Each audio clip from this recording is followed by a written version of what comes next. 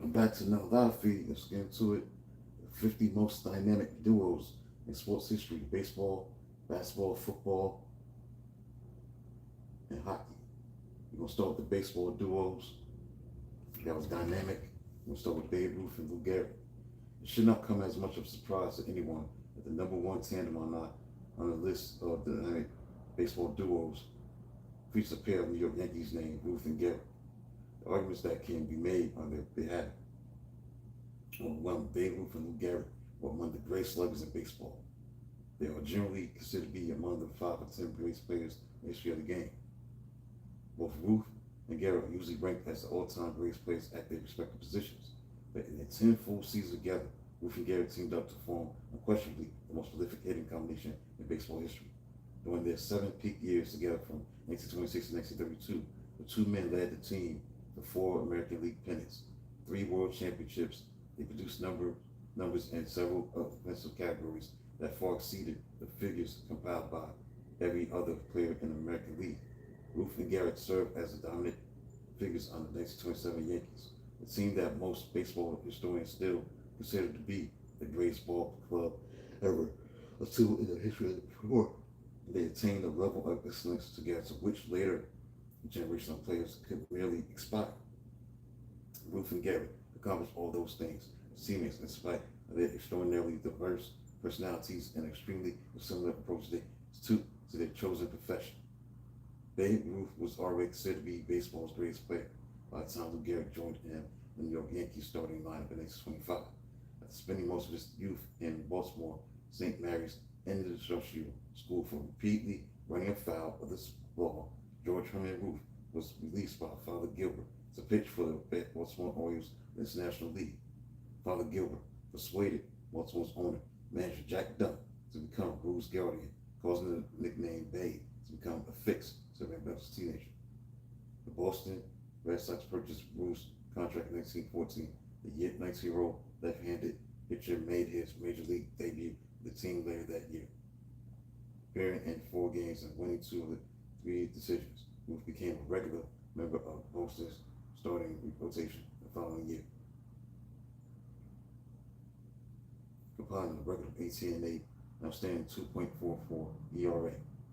Ruth developed into arguably the best left-handed pitcher in baseball in 1916, helping the Red Sox capture the American League pennant by winning 23 games, completing 23 of his 41 starts, throwing 323 innings and leading the league with a 1.75 ERA and 9 shutouts. He punctuated his great season by contributing to Boston's World Series victory over Boston, winning the National League representatives and he got 1 run on 6 hits in his only series start, a 14-inning 2-1 complete game win. Ruth excelled on the mound for Boston again in 1917, including a campaign with 24 victories, a 2.01 ERA, a league-leading 35 complete games. However, the Babe began to demonstrate over the course of that 1917 season that he also excelled at the plate, compiling a 325 batting in his 123 at-bats. Boston subsequently decided to expand Ruth's role as a hitter the following year, reducing his number of mound appearances and placing him in the outfield. In those days that he didn't pitch, Ruth responded by excelling in both areas. Reduced to 13, winning 13 of his 20 decisions and compiling an outstanding 2.22 ERA. He batted 300 and led the league with 11 home runs, even though he totaled only 317 official plate appearances. So although Ruth continued to pitch sporadically in 1919, spent most of his time in the outfield, batting 322, leading the American League in 29 home runs, 114 runs batted in, 103 runs scored, 456 batting on base percentage, and 657 slugging percentage. He was exceptional slugging, soon made him the most popular player in the game. Prompted him to hold out for more money prior to the start of the 1920 season, with Red Sox owner Harry Ramsey unwilling to meet the Babe's salary demands.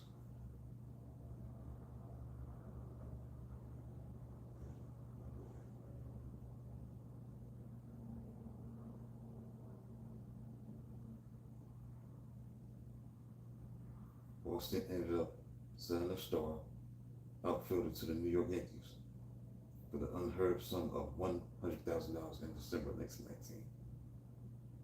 Finding the short right field porch at New York's Polo Grounds to his liking, Ruth compiled outstanding numbers in his first year with the Yankees, placing among the American League leaders with .376 batting average, and top of the circuit with 54 home runs, 37 runs batted in, 158 runs scored, 530 on base percentage, 847 slugging percentage, reaching a level of dominance never before displayed by any player. Ruth hit almost 3 times as many home runs as any other player in the junior circuit. He also compiled a slugging percentage that exceeded the mark was about a league runner-up in that prime category by 215 points. Ruth's incredible performance helped the Yankees win 15 more games. 94 that they won the previous year and rose to finishing a close second in American League standards. Just 3 games behind the pennant winning Cleveland Indians. Ruth followed up his fabulous 1920 campaign with an even better year in 1921, batting .378, once again distancing himself from every other player in the game, like applying 512 base percentage, 846 slugging percentage, while also establishing new major league records in the game by compiling a 512 on base percentage, 846 slugging percentage, establishing a new major league records by hitting 59 home runs, not getting 171 runs, scoring 177 others. No other player, either league, hit more than 24 homers. Compound a slugging percentage that exceeds 639.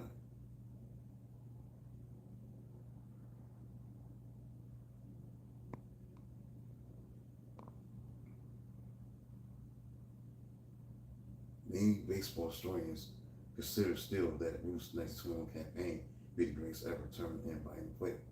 Although the Yankees ended up losing the World Series to the Giants, the team concluded the season with the mark 98-55, capturing the process in his first American League pennant. After disobeying an edict handed down by baseball commissioner Kennesaw Mountain Landis during the subsequent off-season, Ruth found himself suspended for more than a month for the 1922 campaign. He also missed several games due to various run-ins with the umpires. He still managed to finish among the league leaders with 35 home runs, 99 runs batted in, while topping the circuit with 627, 672 slugging percentage. The Yankees won the American League pennant again, but they were defeated by the Giants in the World Series for the second straight year.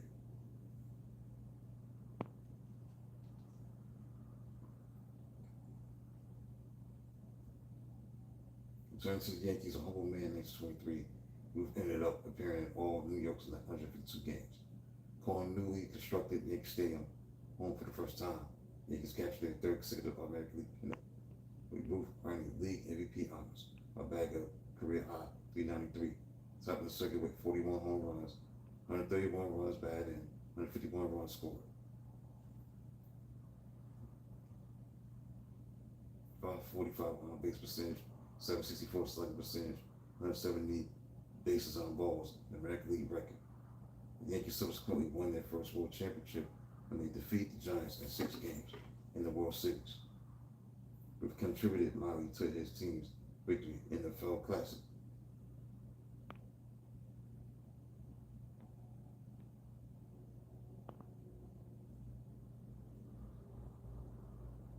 While batting .368, hitting 3 home runs.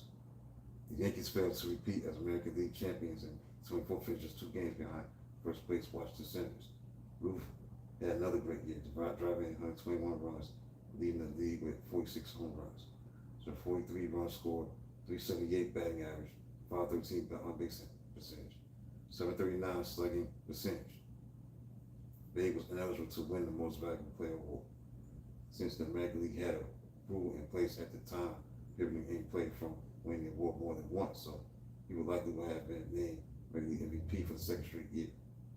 Serious injuries caused Ruth to miss 2 games, 2 months of the base 25 campaign, limiting him to only 25 home runs, 66 runs batted in, 61 runs scored. Easily lowest ranks, lowest total since his first becoming an everyday player.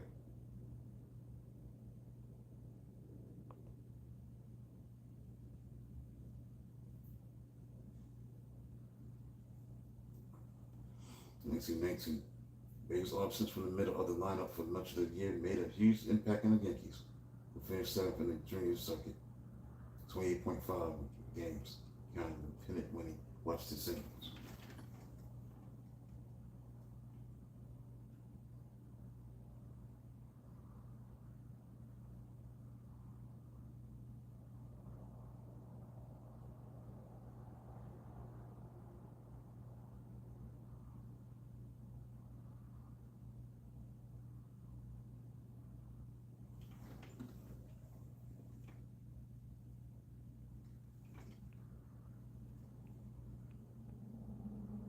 As disappointing year as 1925 ended up being with the Yankees, seems the whole special historical significance to the team was during that 1925 campaign that Lou Gehrig replaced Bobby Pitt as New York Yankees starting first baseman, again in the process streak of 2,130 consecutive games played.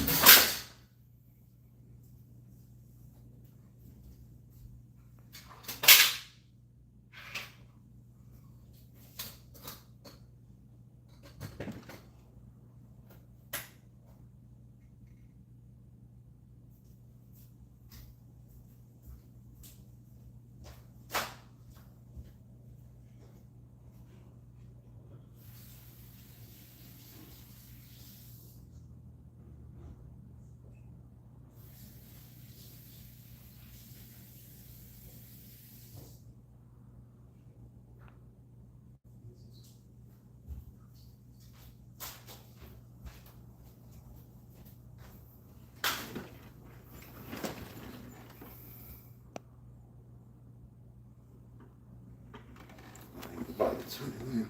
Okay. Let's skip around a little bit.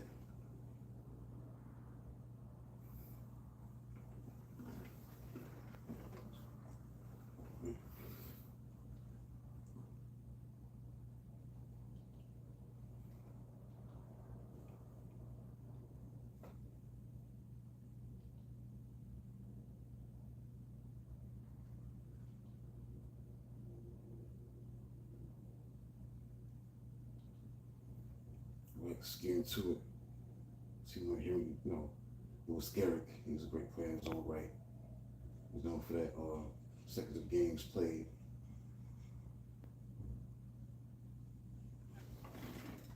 Nobody's telling me that.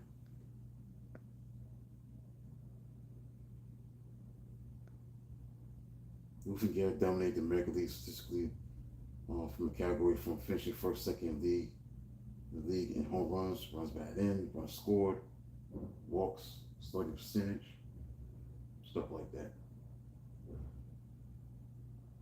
Gehrig had like 52 doubles, 218 hits, 18 triples.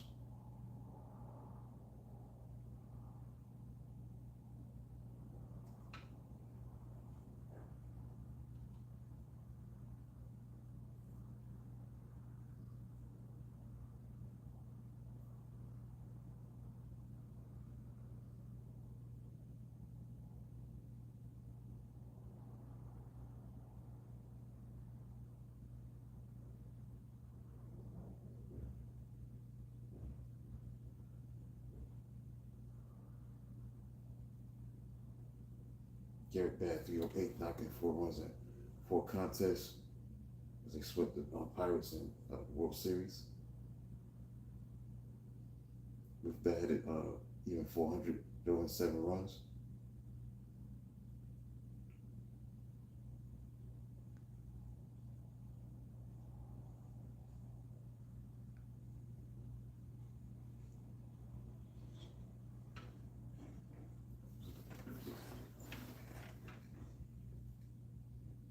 Again, they just led the league in home runs, runs batted in, runs scored, on base percentage, slugging percentage. We've led the league in walks, total bases, stuff like that. They did their thing.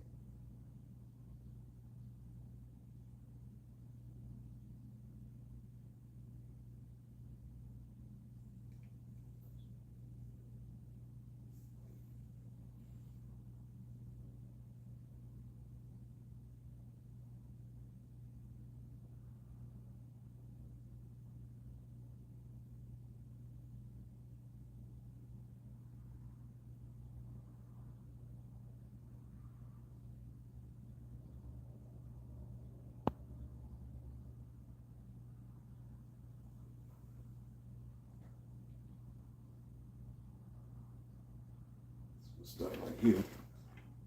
Somebody tuning in right now. We're too late. So in 10 full seasons as teammates, Babe Ruth and Lou Gehrig scored and combined 771 home runs, 2,748 runs batted in, 2,569 runs scored. The two men were at their respective peaks, 1926 to 1932, averaging 49 home runs, 151 RBIs, 143 runs, 353 average for Babe Ruth. Lou Gehrig, 35 home runs, 152 RBIs, 142 runs, 347 batting average. Either Ruth or Gehrig led the American League in home runs in 6 of those 7 seasons.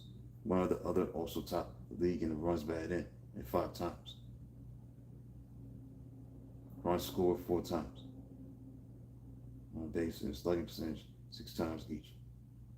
Each Gehrig finished first and second in the league in one of those 5 offensive categories. Total of 18 times. The Yankees won 4 pennants, 3 World Series. They failed to lose a single game. Any of the 3 World Series, they won. There has never been a more dominant tandem in professional sports. So tomorrow we'll talk about Jimmy Foxx and Al Simmons. That's it. Talk to you soon.